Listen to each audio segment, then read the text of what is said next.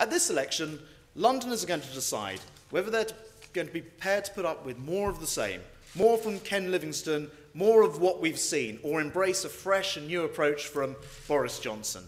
That's why I'm backing Boris for the changes London needs and for that of all Londoners. Ladies and gentlemen, Boris Johnson.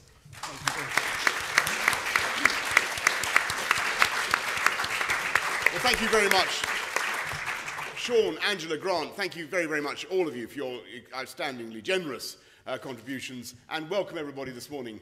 Thank you for coming in such numbers. This morning I want to propose a few practical steps to help Londoners facing ever-rising costs of living, higher costs of fuel, higher taxes, and a spiralling increase, as Angela and Grant have rightly said, in the cost of housing. Instead of creating the problem estates of tomorrow, we should create a network of community land trusts managed by cooperatives to give hope to people who don't necessarily qualify as key workers, but who are indispensable to this city. And yes, of course, we must also provide more affordable housing across London. And we can do so much more to help people to get intermediate housing and to share in the equity of their home. Because all the evidence is that given the choice, given the chance, people want to be able to share in the value of their home and to be owner-occupiers. One of the best parts about Boris's housing policy is the way in which he's going to try to help the people in the middle, because that's where most Londoners are, the people who don't qualify for social housing but still are in problems and can't afford an open market. The policies that he's developing around that are going to be helpful to millions of Londoners.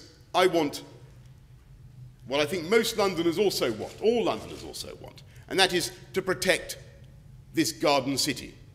And they want to protect the urban environment and the views they love.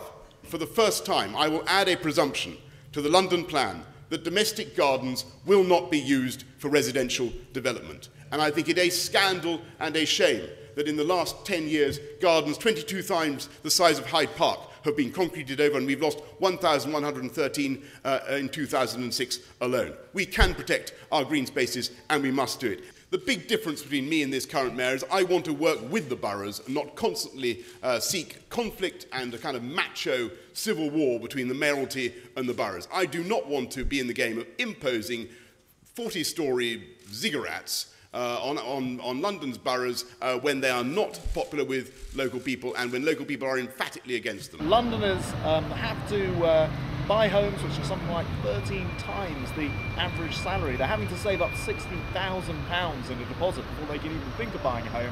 What Boris has done this morning is describe a system of incentives. He's going to work with the boroughs, work with people to actually ensure we can create the housing that people desperately need to live in. My ambition is that my mayoralty will be remembered for building accommodation that will still be loved and still be renovated and still be appreciated in 100 years' time.